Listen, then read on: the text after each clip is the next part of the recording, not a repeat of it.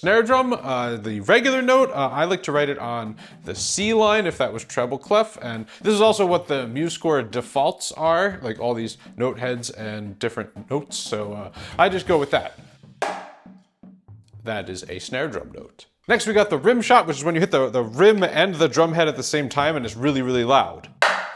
So that is notated with an X and also the top hat accent. That is the way I like to do it, and that is the common way that pretty much every drum line in core style marching does it. However, on the snare drum, it is assumed that when you have a rim shot, there will be some pulling back of the stick. If you leave the stick right in the middle, you can do that. That is just called a gok shot, and it is way, way louder than pulling back for what we call a ping shot. So here's a ping shot, and here's a gok shot.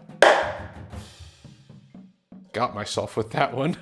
So if you want it to be a super loud gok shot, I recommend writing that in like with actual text over top of the note. And that's what I do for all the rest of these techniques. I write in what I want because, yeah, it gets kind of confusing with all these different timbres and stuff with all the note heads. So it's better to just write them out. So the next one is just a rim click.